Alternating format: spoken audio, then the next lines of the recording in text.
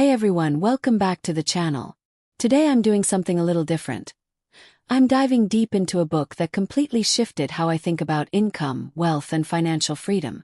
I'm talking about Robert Kiyosaki's Rich Dad's Cashflow Quadrant, Rich Dad's Guide to Financial Freedom.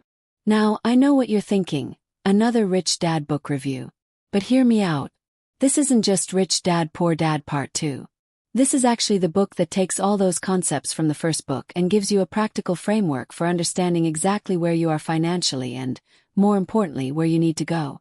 And I have to be honest with you, when I first picked this up, I thought I had a pretty good handle on money. I'd read the first Rich Dad book. I understood assets versus liabilities. I was trying to build passive income. But this book showed me I was still thinking like someone on the wrong side of the equation entirely. So let me tell you why I decided to read this book in the first place. I was at this weird crossroads in my life where I was making decent money, but I was working more hours than ever. I kept thinking, there has to be a better way. I'd see people who seemed to work less but had more freedom, more wealth, more options. And I couldn't figure out what they were doing differently. That's when someone recommended the CASHFLOW Quadrant to me. They said it would explain not just what rich people do, but who they are, the fundamental difference in how they think about generating income. Robert Kiyosaki is interesting because he's not your typical financial author. He didn't go to business school. He didn't work his way up through investment banking. Instead, he had two father figures growing up. His biological father, who was highly educated but struggled financially his whole life, and his best friend's father, who dropped out of school but became one of the richest men in Hawaii. This contrast gave Kiyosaki a unique perspective on money that you don't get from traditional financial education. The book opens with Kiyosaki and his wife Kim literally homeless in 1985. Not homeless like couch surfing. Homeless like living in their car, a brown Toyota with reclining seats. And this wasn't because they were broke from gambling or drugs or anything dramatic like that. They were homeless because they were building a business, and they refused to go get regular jobs. Friends and family kept asking them, "Why don't you just get a job?" And Kiyosaki realized that for most people, getting a job is the automatic solution to money problems. But he and his wife had made a decision. They were going to achieve financial freedom, not just job security. And there's a massive difference between those two things. Let me walk you through what I learned because this book is structured around one central concept that everything else flows from. The Cashflow Quadrant itself. The 4 quadrants. Understanding where your money comes from. Picture a square divided into 4 sections. Kiyosaki draws this simple diagram throughout the entire book. And honestly, it's one of those deceptively simple frameworks that reveals something profound about how money works. The 4 quadrants are labeled E, S, B, and I. E stands for employee. These are people who have a job and work for someone else. S stands for self-employed or small business owner. People who own a job or work for themselves. B stands for big business owner. People who own a system and have people working for them. And I stands for investor. People whose money works for them. Now here's what hit me as I was reading this. Kiyosaki isn't saying one quadrant is inherently better than another. What he's saying is that they're fundamentally different, and most importantly, the left side of the quadrant, E and S, operates completely differently from the right side, B and I. And if you want financial freedom, you need to understand these differences and eventually operate from the right side. Let me break down each quadrant as I understood it from the book because Kiyosaki spends a lot of time explaining not just what people in each quadrant do, but who they are at their core. Their values, their fears, their motivations. The E quadrant, employees. These are people whose primary source of income comes from a job. And what struck me about Kiyosaki's description is that he's not putting these people down. He's simply observing what drives them.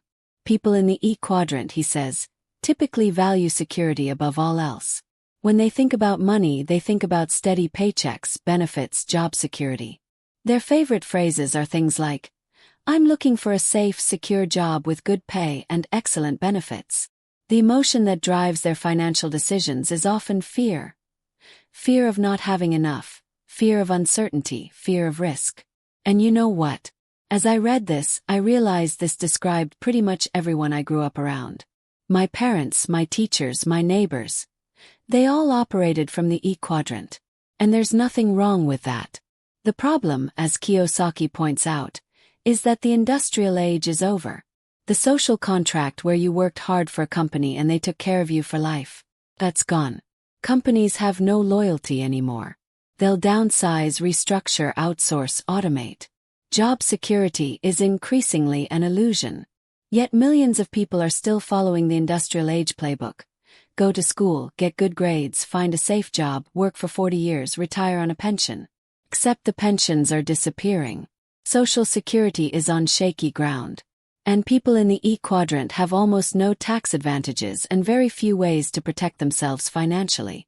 Then there's the S quadrant, self-employed or small business owners. Now this one was really interesting to me because I think a lot of people confuse the S quadrant with the B quadrant. They think, oh, I'll just start my own business and then I'll be on the right side of the quadrant. But that's not how it works. People in the S quadrant own a job.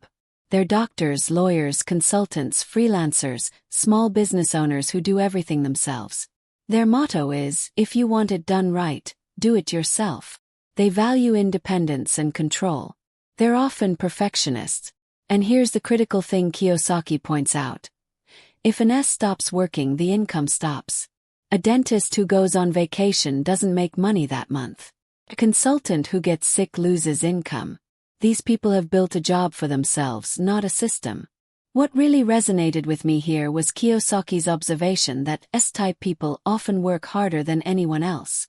They work longer hours than employees, they have more stress, and ironically, they often make less money per hour than if they'd just gotten a good job. But they do it because they value freedom and independence. The problem is, it's not really freedom. It's just a different kind of trap. Instead of being trapped by a boss, you're trapped by your clients and customers.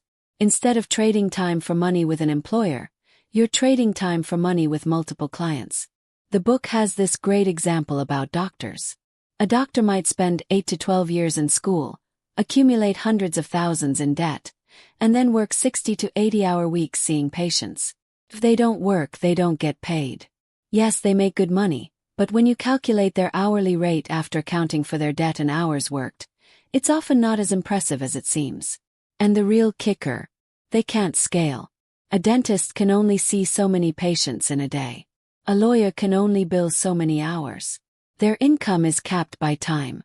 This was a bit of a gut punch for me because I'd been operating in the S quadrant for years, thinking I was being entrepreneurial and independent. But really, I just created a complicated job for myself. Now let's talk about the B quadrant, the big business owners. This is where things get really interesting. People in the B quadrant own systems, not jobs. The critical distinction is this. A true B can leave their business for a year, come back, and find it more profitable and running better than when they left. That's because they've built a system that works without them. Kiyosaki uses McDonald's as the perfect example. Can you make a better hamburger than McDonald's? Of course you can. Most people can. But can you build a better system than McDonald's? That's the real question. McDonald's isn't in the hamburger business. They're in the systems business. Ray Kroc, the founder, understood this. He built a system that could be replicated thousands of times, that could work with minimum wage employees, that produced consistent results every single time. That's the B quadrant. What I found fascinating as I read this section was Kiyosaki's emphasis on leadership and delegation. True Bs don't try to do everything themselves. In fact, their whole philosophy is the opposite of the S quadrant. Where an S says, if you want it done right, do it yourself. A B says, why do it yourself when you can hire someone to do it better? Bs surround themselves with smart people. They build teams. They create systems and let other people run those systems. Henry Ford is another example Kiyosaki uses. Ford wasn't the smartest guy in the room. He knew that. But he was smart enough to hire smart people. There's a famous story where a group of intellectuals tried to embarrass Ford by asking him difficult questions, implying he was ignorant. Ford listened to their questions, then picked up his phone and called in his experts to answer them. He basically said, I hire smart people to know answers so I can keep my mind clear for more important things like thinking. And here's what really struck me about the B quadrant. It's not about working harder, it's about working smarter. A successful B works less overtime while making more money. Their business grows but their workload decreases. That's the exact opposite of the S quadrant, where success means more work and longer hours. Finally, there's the I quadrant, investors. This is where money makes money. People in the I quadrant have their money working for them instead of working for money themselves. And Kiyosaki makes this critical point. Regardless of which quadrant you make your money in, if you want to be truly rich and achieve financial freedom, you ultimately need to master the I quadrant. What I loved about this section is that Kiyosaki doesn't just talk about investing in stocks and real estate. He breaks down 7 different levels of investors, from level 0, people with nothing to invest, all the way up to level 6, capitalists who create investments for others. Most people, he says, are at levels 1 to 3. Level 1 investors are borrowers. They solve financial problems by borrowing more money. Level 2 are savers. They put aside small amounts in low-risk, low-return vehicles like savings accounts. Level 3 is what he calls smart investors. People who have retirement accounts, maybe some mutual funds, but they're not really educated about investing. They're just doing what everyone else does. Level 4 investors are long-term investors who have a plan and are actively involved in their investment decisions. This is where Kiyosaki says most people should aim for at minimum. Level 5 investors are sophisticated. They can afford to seek aggressive investment strategies because they have good money habits and a solid financial foundation. And level 6, those are the capitalists, the people who create investments that others buy into. These are your Bill Gates, Warren Buffett's, George Soros types. But here's where the book gets really interesting. Kiyosaki argues that the I quadrant isn't just about having money to invest. It's about financial intelligence. Understanding how money works, how to read financial statements, how to spot opportunities, how to manage risk. And most importantly, it's about emotional intelligence. Being able to control your emotions around money, to delay gratification, to not panic when markets go down, to not get greedy when markets go up. The mental shift. It's about being, not just doing. Okay, so about halfway through the book, Kiyosaki introduces this formula that completely reframed how I think about change. BDOF. Most people, he says, focus on the DO and have parts. They think, if I just do what rich people do and have what rich people have, I'll be rich. So they go out and buy a big house, invest in stocks, maybe start a business. But they're still thinking like poor or middle-class people, so they still end up with poor or middle-class results.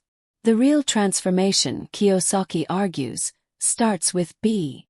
You have to become a different person at your core. You have to change how you think, what you believe about money, what emotions drive your financial decisions. It's not about doing different things. It's about being a different kind of person who then naturally does different things. This was honestly a bit frustrating to read at first because I wanted Kiyosaki to just tell me what to do. Like, give me the steps, give me the formula, tell me what investments to make. But the more I read, the more I realized he's right. You can give someone $1 million, and if they have a poor person's mindset, they'll be broke in a year. We've seen this happen to lottery winners over and over. But someone with a rich person's mindset can start with nothing and build wealth because they think differently about money. So what does it mean to be different? Kiyosaki breaks this down through several key distinctions between left-side thinking, E and S, and right-side thinking, B and I. First, there's the security versus freedom mindset. People on the left side of the quadrant are primarily motivated by security. They want safety, predictability, guarantees. They're risk-averse when it comes to money. People on the right side are motivated by freedom. They're willing to take calculated risks to achieve independence. Now, this doesn't mean right-side people are reckless. In fact, Kiyosaki argues they actually take on less risk because they're educated about money and investing. But they're not paralyzed by the fear of losing. Second, there's how different quadrants handle emotions around money. Kiyosaki has this great section on emotional intelligence that really opened my eyes. He talks about how we all have the same emotions: fear, greed, anger, love.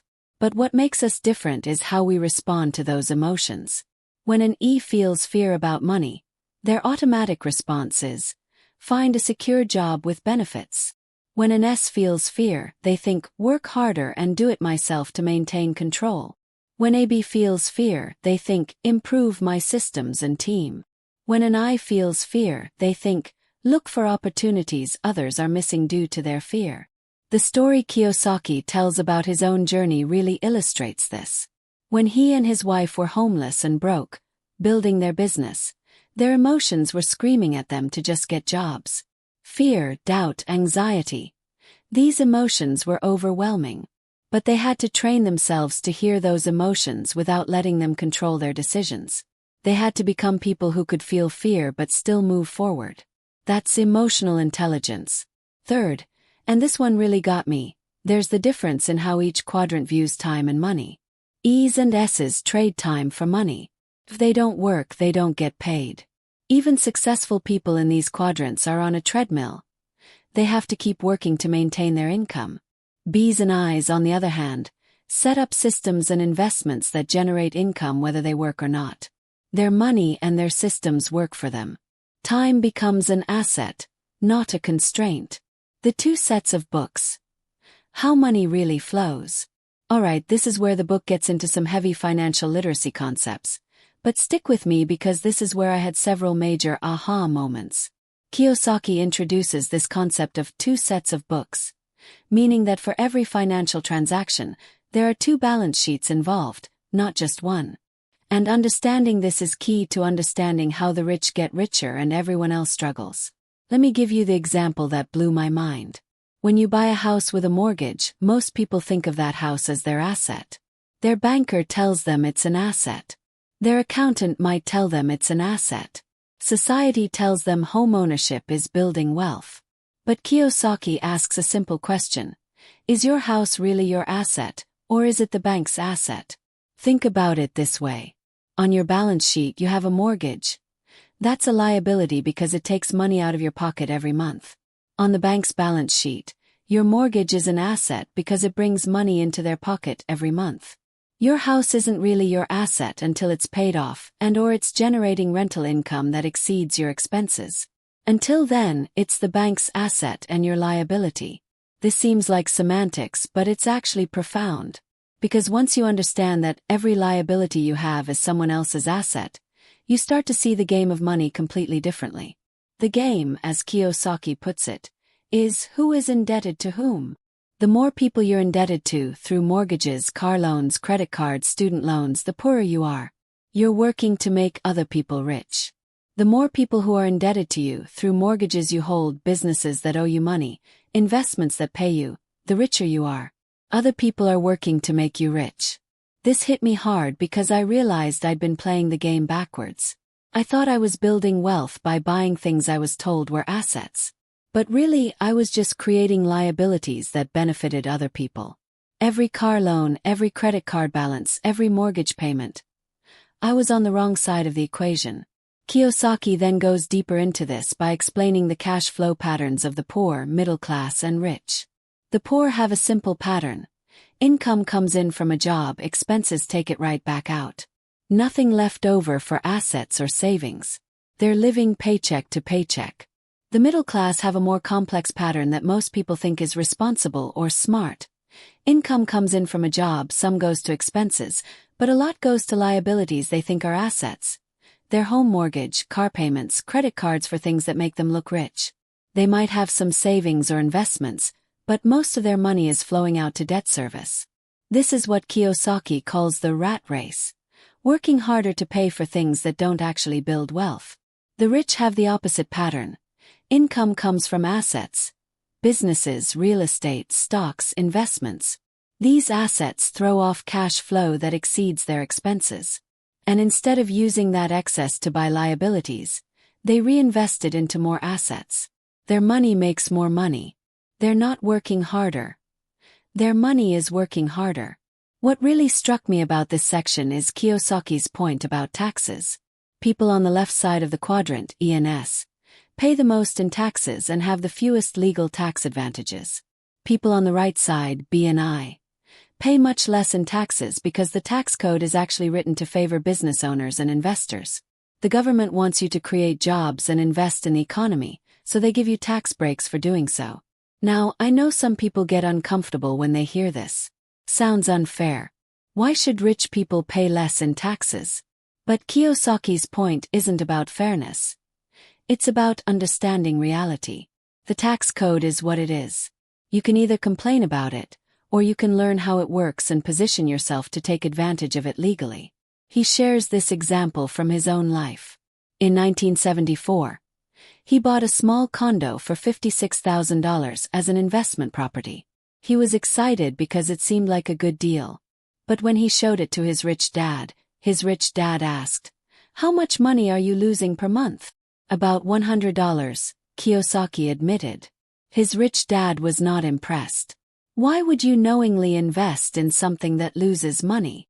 But his real estate agent and banker had told him this was smart because property values would go up, and he'd get a tax deduction for his losses.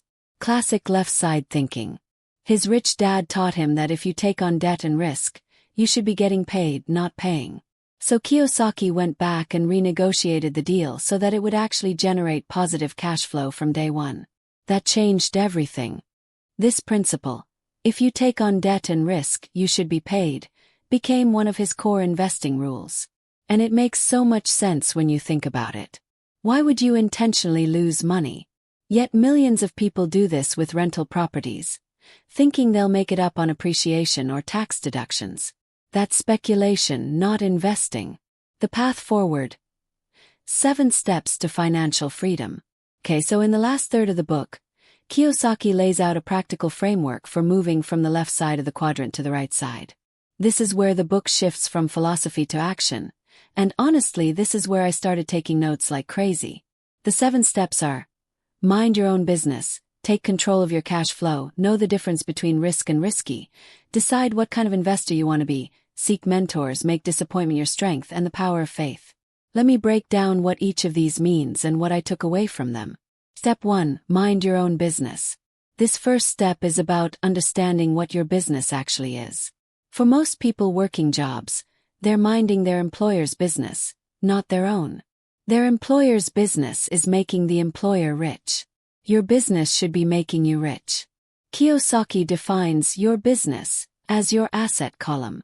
Not your job, not your profession, but the assets that generate income for you.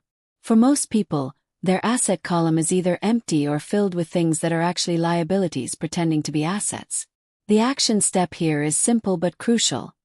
Fill out your personal financial statement. Actually write down your assets and liabilities, your income and expenses.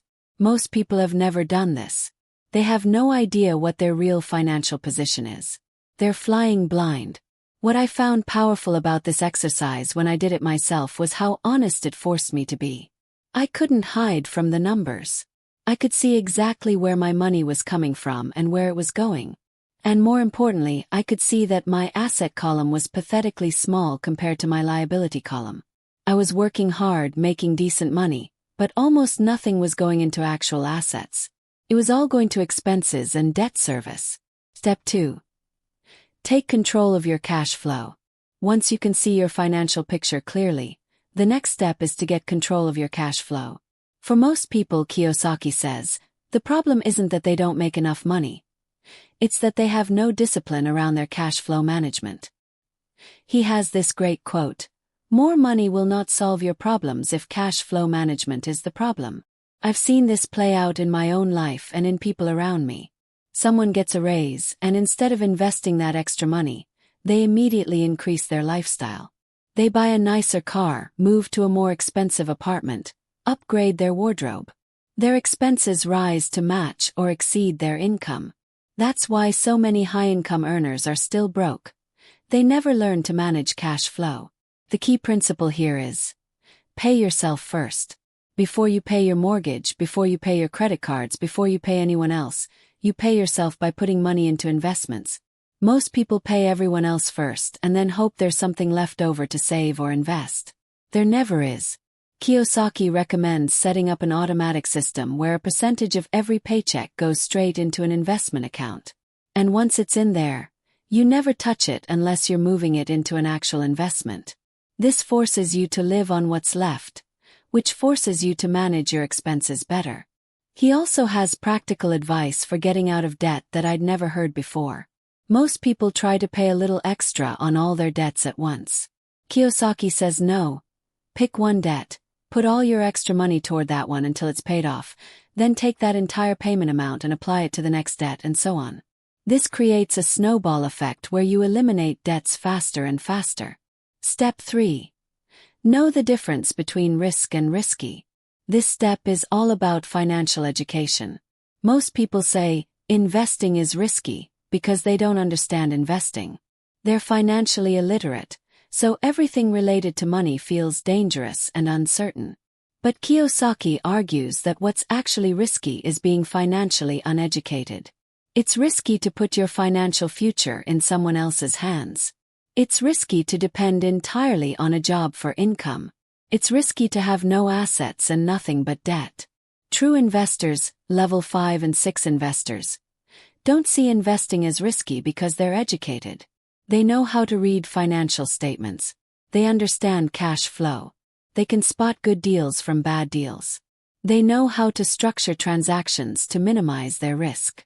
For them, investing isn't gambling. It's a calculated game they've learned how to play.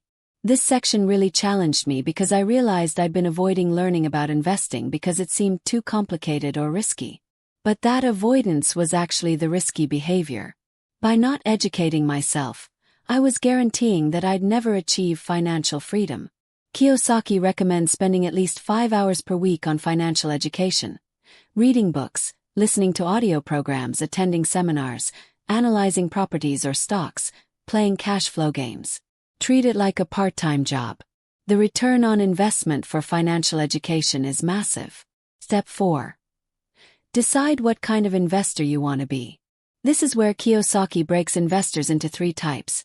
Type A investors who seek problems to solve, Type B investors who seek answers, and Type C investors, Sergeant Schultz investors, who know nothing and don't want to know anything. Most people are Type C. They have no interest in learning about investing and just hope everything works out. Some people are Type B. They want to invest but they don't want to learn the details, so they ask, "What should I invest in?" and follow someone else's advice. They hire financial planners, buy mutual funds, delegate the whole process. Type A investors are the ones who get rich. They actively look for financial problems to solve because they know that inside every problem is an opportunity for profit. A foreclosed property is a problem for the bank and the previous owner, but it's an opportunity for an educated investor who can turn it around. A struggling business is a problem for its current owner, but it's an opportunity for someone who understands business systems. Kiyosaki's path to wealth was becoming a Type A investor in real estate. He specifically looked for small apartment buildings with owners who were in financial trouble, behind on payments, unable to manage the property, desperate to sell. Because he understood how to analyze deals and structure creative financing, he could solve their problems while creating wealth for himself. What I took from this section is that you need to pick an area and become expert in solving that specific type of financial problem. Don't try to do everything. Don't diversify until you've first mastered one thing. Become really, really good at one type of investment, and opportunities will come to you. Step 5. Seek mentors. This step is about finding people who've already done what you want to do and learning from them. Not advisors who tell you what to do from a textbook, but mentors who've actually built wealth themselves and can guide you based on experience. Kiyosaki had his rich dad as a mentor. That relationship transformed his life. His rich dad taught him how to think about money, how to analyze investments, how to build businesses. Most importantly, he taught him by example. Kiyosaki could see his rich dad's financial statements, watch his decision-making process, learn from his mistakes and successes. The challenge is finding mentors. Most rich people are busy and don't have time to teach random people who approach them. So Kiyosaki recommends a few strategies. Join investment clubs where you can meet more experienced investors. Attend real estate or business seminars. Offer to work for free or cheap for someone successful in exchange for learning. Read books by successful investors and treat them as mentors. He also talks about reverse mentors. People who serve as examples of what not to do. You can learn just as much from someone who failed as from someone who succeeded, as long as you pay attention to why they failed.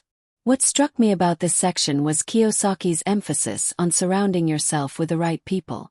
He has this exercise where you write down the 6 people you spend the most time with. Then analyze which quadrant they operate from and what level of investor they are. The idea is that these 6 people represent your future. You're likely to end up in the same financial position as the people you spend the most time around. This was uncomfortable to do, but eye-opening. When I looked at my list, I realized I was spending most of my time with people stuck in the E&S quadrants, people who complained about money but never did anything to change their situation. If I wanted different results, I needed different influences. Step 6. Make disappointment your strength. This step is all about emotional intelligence and resilience. Kiyosaki argues that the main reason most people don't succeed financially isn't lack of knowledge or opportunity. It's that they can't handle disappointment and failure. People on the left side of the quadrant have been trained by school and society that mistakes are bad. Don't fail. Get perfect grades. Play it safe. So when they try something and it doesn't work, they take it as proof that they can't succeed. They say, I tried that once and it didn't work, and they never try again. But people who succeed on the right side of the quadrant understand that failure and disappointment are part of the learning process. Kiyosaki shares his own experience of starting several businesses that failed before he built a successful one. Each failure taught him something. Each disappointment made him smarter and more prepared for the next attempt. He recommends actually expecting to be disappointed. Not in a pessimistic way, but in a prepared way. Go into deals knowing things might not go perfectly. Have backup plans. Have mentors on speed dial who can help when problems arise. Learn from mistakes instead of being devastated by them. What resonated with me here was his point about internal dialogue. When disappointments happen, most people beat themselves up with negative self-talk. I'm so stupid. I should have known. I'll never succeed. This negative dialogue becomes a self-fulfilling prophecy.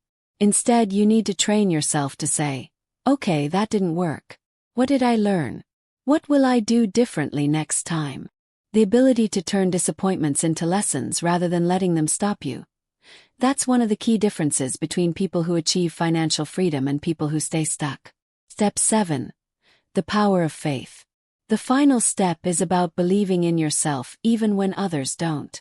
Kiyosaki shares a story about being told by his high school guidance counselor, in front of other students, that he and his friend Mike would never amount to anything. Those words hurt, but they also fueled him. They gave him determination to prove her wrong. The point isn't that you need external critics to motivate you.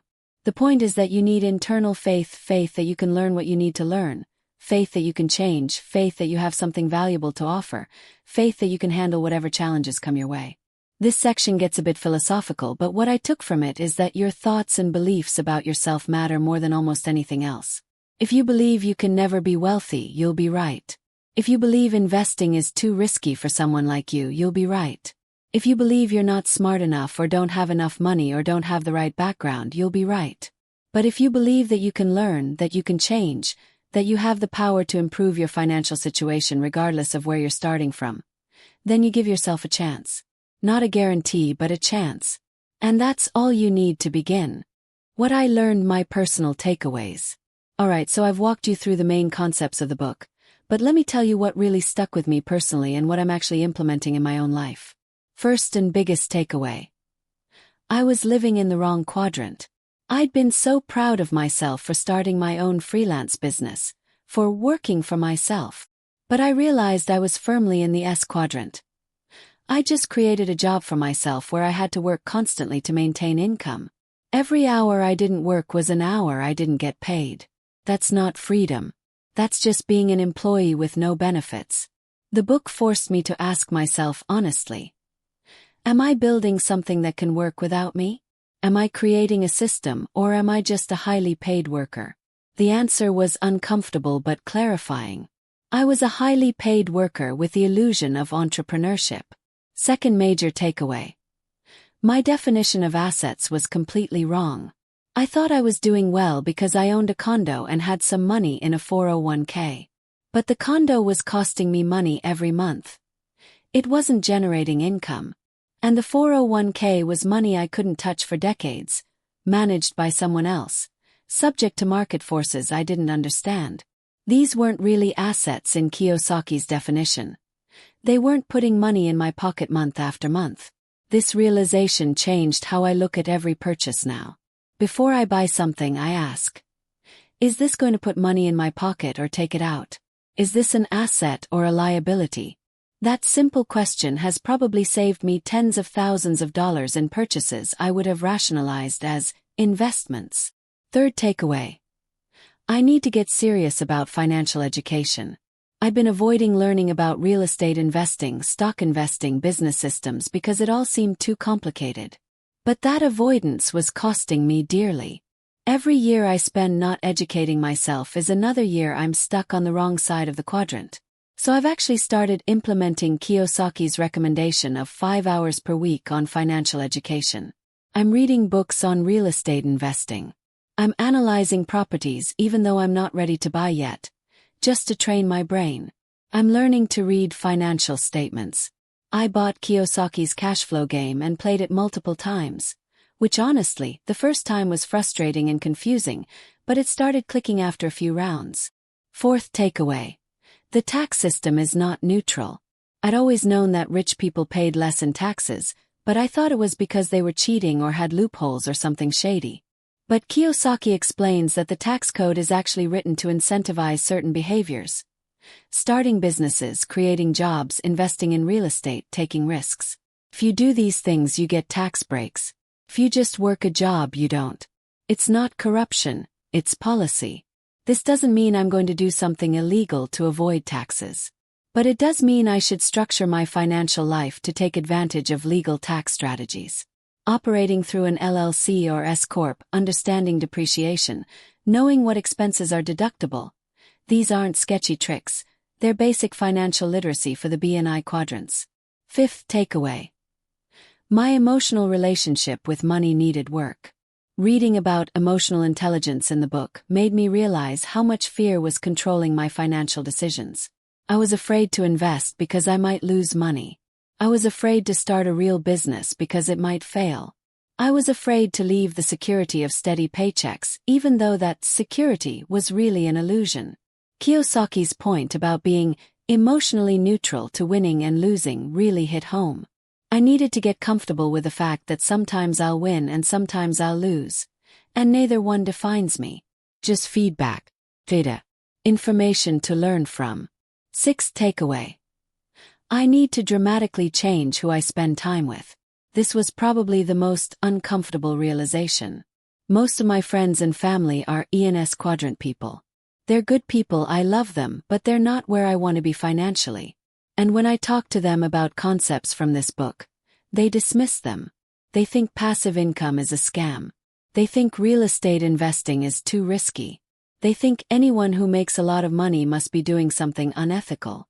I'm not going to cut these people out of my life, but I do need to intentionally seek out mentors and peers who are operating in the BNI quadrants. People who can teach me, challenge me, hold me accountable, and normalize the idea that financial freedom is achievable. Seventh takeaway. Time is my most valuable resource right now. Kiyosaki talks about how people on the right side of the quadrant have more time freedom as they become successful, while people on the left side have less time freedom the more successful they are. A successful employee or self-employed person works more hours, not fewer. A successful business owner or investor works fewer hours because systems and money are working for them. This completely reframed my definition of success. I'd been measuring success by income. How much am I making this month? But I should be measuring success by freedom. How much passive income am I generating? How much time am I buying back? Advantages. What this book does really well. Let me talk about what I think this book does exceptionally well, because there are some real strengths here that set it apart from other financial books I've read. First advantage. The quadrant framework itself is brilliant. It's simple, memorable, and incredibly useful. Unlike other financial frameworks that require spreadsheets and complicated calculations, you can draw the cash flow quadrant on a napkin and immediately start analyzing your financial situation. This simplicity is deceptive. Underneath it lies a profound understanding of how money flows in society. I keep coming back to this framework because it clarifies so many confusing financial situations. When I'm making a decision about a job offer, a business opportunity, or an investment, I ask myself, which quadrant does this operate in? What kind of income will it generate? This simple filter has probably prevented me from making several expensive mistakes. Second advantage. Kiyosaki is honest about his own struggles and failures.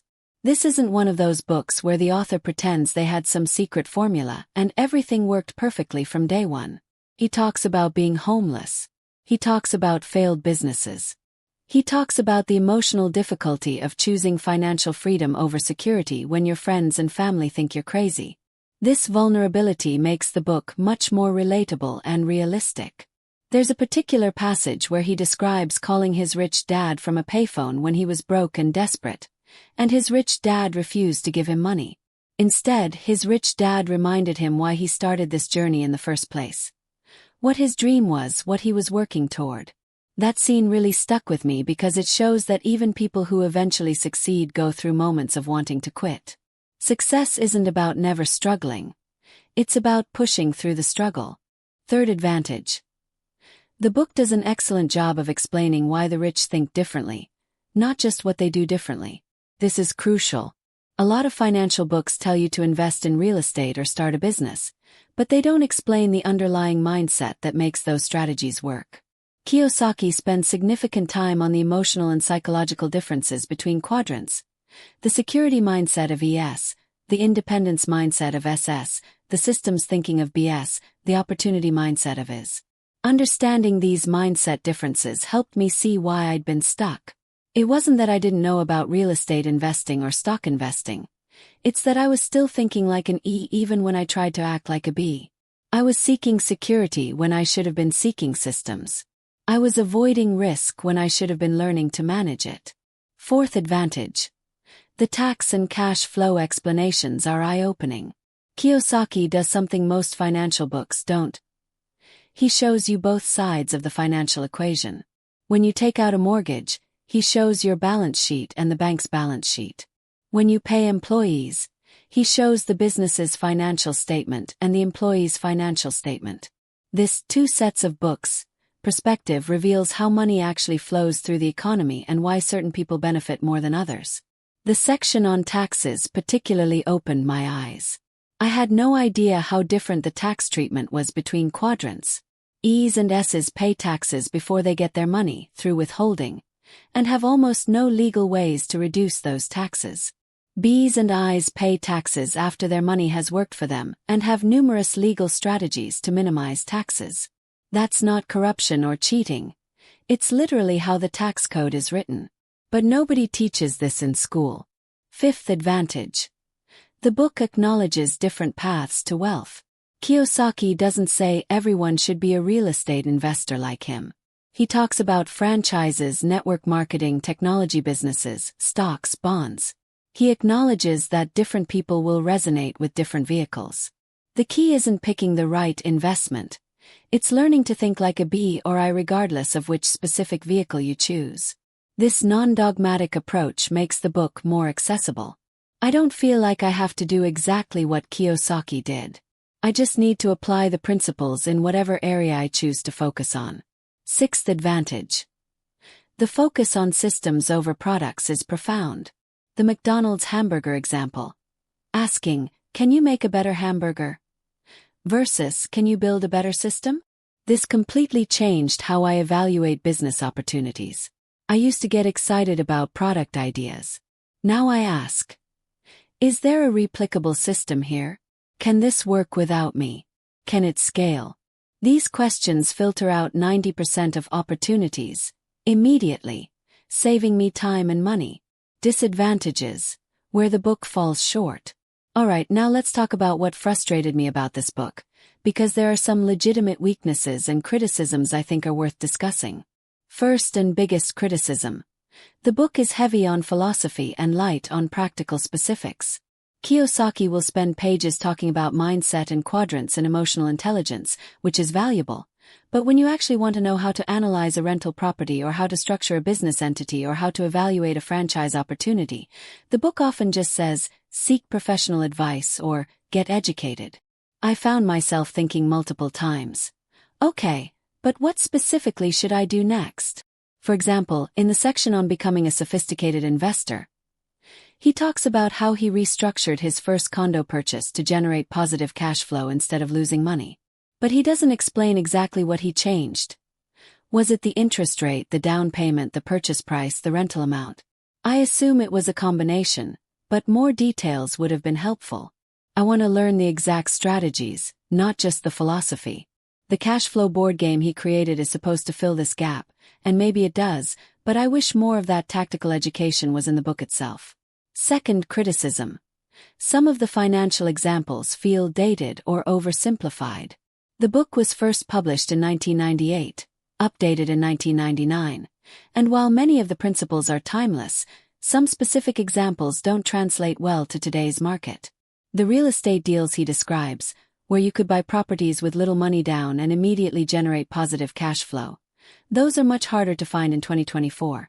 Housing prices have exploded, interest rates are dramatically different, and the easy money era is over.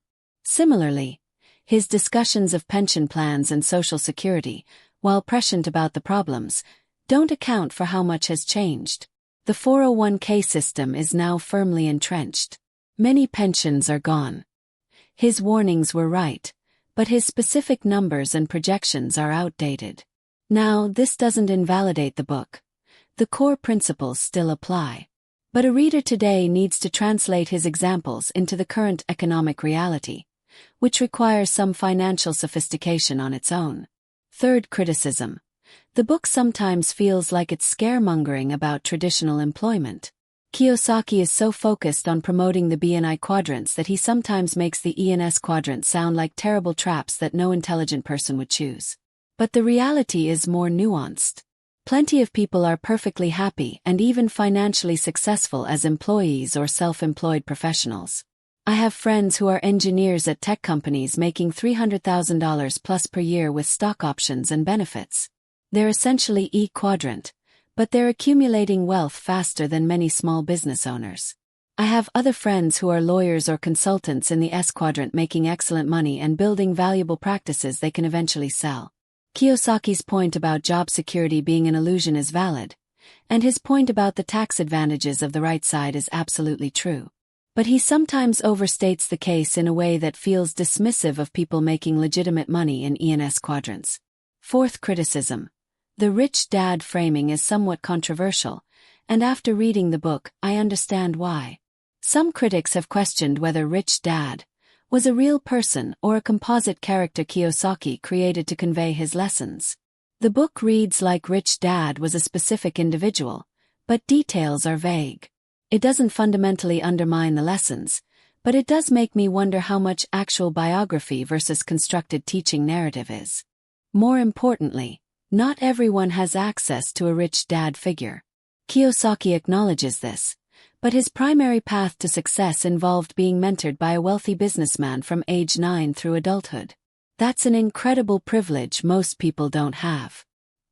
He tries to address this by recommending books, seminars, and investment clubs as substitute mentors, but it's not quite the same as being taken under the wing of a successful multimillionaire who teaches you personally for decades. Fifth, criticism. The book has an underlying assumption that everyone wants to be rich and achieve financial freedom. For many people that's true. But there are legitimate reasons someone might value stability, work-life balance, or job satisfaction over maximizing wealth. A teacher who loves teaching, a nurse who loves healthcare, an artist who loves their craft. These people might be perfectly happy in E or S quadrants even if they're not getting rich. Kiyosaki's response would probably be, fine, but at least be financially literate and invest some money in the I quadrant for your future. Which is fair. But the book's tone sometimes suggests that if you're not focused on building businesses and achieving financial independence, you're somehow settling or failing. That's a bit dogmatic. Sixth, criticism. The book lacks diversity in its examples and perspectives. Most of the success stories are men. Most are from the author's own experience or his immediate circle, and most involve real estate or traditional business. I would have loved to see more diverse examples. women building businesses, people from different cultural backgrounds, different types of investments, different paths to the I quadrant. This might seem like a minor point, but representation matters. When all your examples are middle-aged white guys flipping apartment buildings, it can be harder for other people to see themselves in those stories and believe the path is available to them too. 7th, criticism. Some of the advice borders on aggressive or risky depending on your personal situation. For example, Kiyosaki talks about buying investment properties with almost no money down, using creative financing, sometimes even selling properties you don't technically own yet. These strategies can work, but they can also blow up spectacularly if you don't know what you're doing or if market conditions shift. Similarly, his advice to quit your job and focus full-time on building a business. This might work if you're young, single, and can live with roommates while you build. But if you're 40 with a family, a mortgage, kids in school, and aging parents who depend on you, that advice is terrifyingly impractical. He does acknowledge that different people have different risk tolerances, but the overall tone of the book is very pro-risk-taking in a way that could lead some people to make irresponsible decisions. Who should read this book, and who shouldn't? Let me be specific about who I think will benefit most from reading the CASHFLOW Quadrant, and who might want to skip it or approach it with caution. You should absolutely read this book if you're feeling stuck in a job or career with no clear path to financial freedom. If you're making decent money but realize you'll never get ahead working harder at your current job, this book will open your eyes to alternative paths. You're considering starting a business but don't understand the different types of business structures and their implications. The distinction between S and B quadrants alone is worth the price of the book. It could save you from building a business that's really just a complicated job. You want to understand how the wealthy think about money differently than everyone else. This isn't a get-rich-quick book. It's about fundamentally changing your relationship with money and understanding how wealth is actually created. You're already making good money but can't figure out where it all goes or why you're not building wealth. The section on cash flow management and the difference between assets and liabilities is invaluable. You're young and trying to figure out what path to pursue. If you're in your 20s or early 30s, reading this book could set you on a completely different trajectory than your peers. You're interested in real estate investing or business ownership but don't know where to start. While the book doesn't give you a step-by-step playbook, it does give you the conceptual framework you need to evaluate opportunities intelligently. You've read Rich Dad Poor Dad and want to go deeper. This is legitimately the sequel that takes those concepts and makes them more actionable. You should probably skip this book, or read it skeptically, if you're looking for specific investment advice or a detailed how-to guide. This is a conceptual book about mindset and systems, not a tactical manual. If you want to know exactly which stocks to buy or exactly how to flip your first house, look elsewhere. You're perfectly happy in your career and have a good financial plan in place. If you love your job, have adequate savings, investments are on track for retirement, and you're not interested in becoming an entrepreneur or real estate investor, this book might just stress you out unnecessarily. You're in significant debt and barely scraping by financially. While the book's lessons could help you long-term if you're in crisis mode right now, you need more immediate tactical help with budgeting and debt elimination before you can think about building businesses or investment portfolios. You're already a successful business owner or investor. If you're already generating significant passive income and operating successfully in the B or I quadrants, you probably won't learn much new from this book. It's designed for people transitioning from the left side to the right side. You're extremely risk-averse and have no interest in changing that. If you genuinely value security above all else and the thought of starting a business or investing in real estate fills you with panic, this book will just make you uncomfortable. And that's okay. Not everyone needs to be an entrepreneur or investor. You're looking for progressive or alternative economic perspectives. Kiyosaki comes from a very traditional capitalist viewpoint. If you're more interested in cooperative economics, worker ownership models, or you're critical of capitalism as a system, this book will probably frustrate you. It's very much about learning to succeed within the existing capitalist system, not critiquing or changing that system. My final verdict and rating. Alright, so after spending several weeks with this book, reading it covers to cover, taking notes, implementing some ideas, and really sitting with the concepts, here's my honest final assessment. On a scale of 1 to 10, I'd give the CASHFLOW Quadrant a solid 7.5 to 8 out of 10. It's not a perfect book. The lack of tactical specifics is frustrating. Some examples are dated, can be a bit preachy and dogmatic at times. But the core framework, the quadrant itself and the mindset shifts it represents, is genuinely valuable and has already changed how I think about money, work, and wealth. The reason I rate it this high is because of its transformative potential. This isn't a book you read for entertainment or to pick up a few tips. It's a book that, if you really engage with it, can fundamentally alter your financial trajectory. That's rare. Most financial books tell you what to do. Buy index funds. Max out your 401k. Pay down debt. Build an emergency fund. That's all fine advice, but it's tactical. This book is strategic. It makes you ask bigger questions. What kind of income am I building? Where do I want to be in 5 years?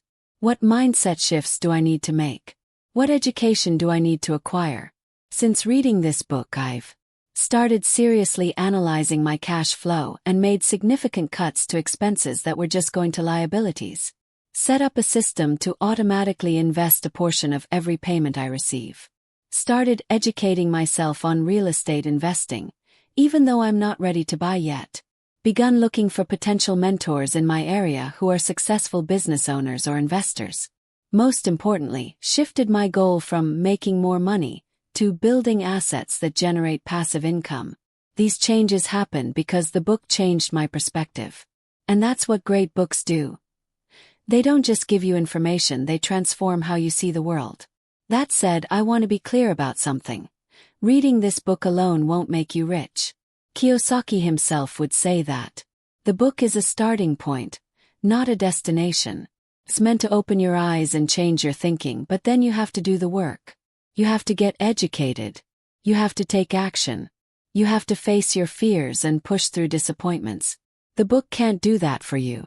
I also want to acknowledge that some of Kiyosaki's specific recommendations might not be right for everyone. His path was real estate and building educational businesses. Your path might be completely different.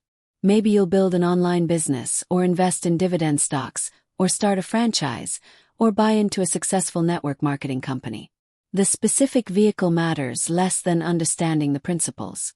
Who is this book really for? After sitting with this book for a while, I've realized it's primarily for people in a specific situation. You're doing okay financially.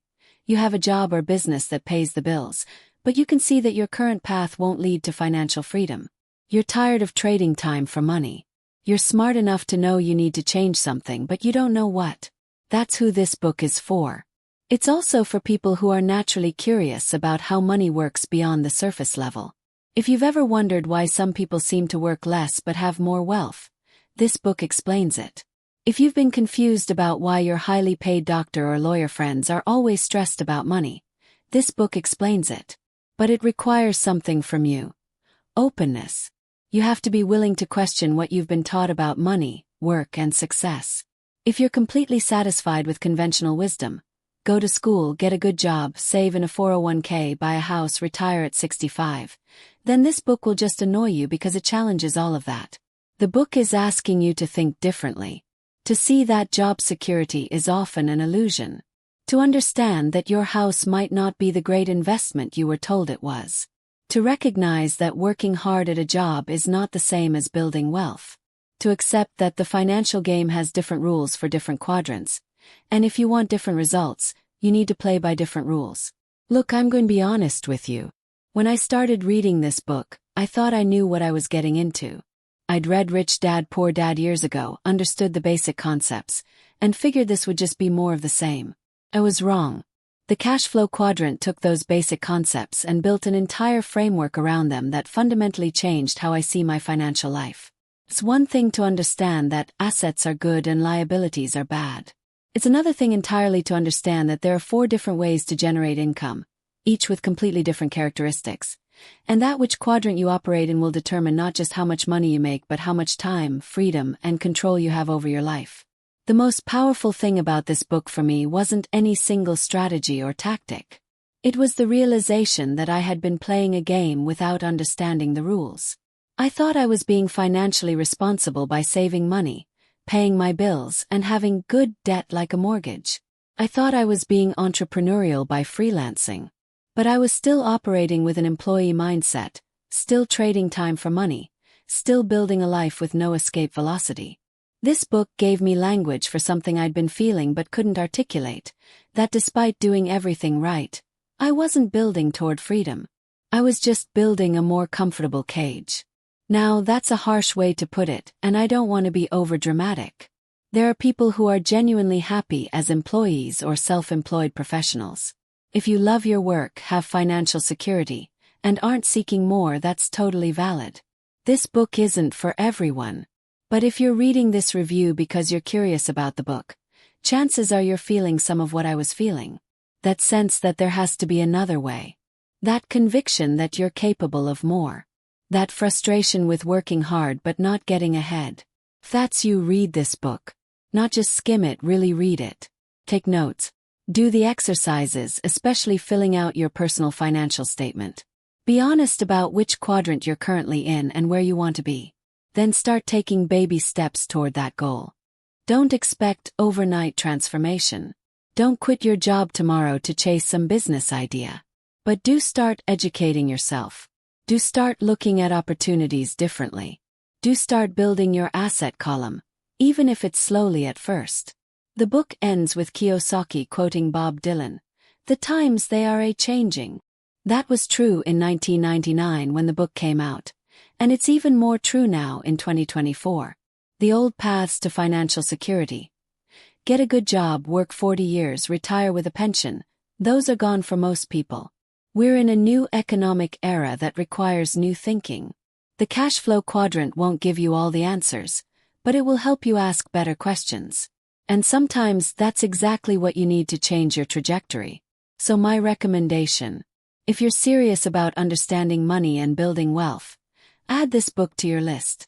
Read it with an open mind but a critical eye. Take what resonates, skip what doesn't, but most importantly, take action on what you learn. Because here's the truth. Reading this book won't make you rich. Understanding the concepts won't make you rich. Only applying the principles and doing the work will make you rich. The book is just a map. You still have to take the journey. And with that, I want to thank you for sticking with me through this entire review. I know it was long. We just spent an hour together going through this book. If you found this helpful, let me know in the comments what resonated with you or what questions you still have. Are you currently in the E, S, B, or I quadrant? Where do you want to be in 5 years? I'd love to hear your thoughts. And if you haven't read the book yet but this review intrigued you, I strongly encourage you to pick it up and read it yourself. My interpretation is just one perspective. You'll get your own unique insights from engaging with the material directly.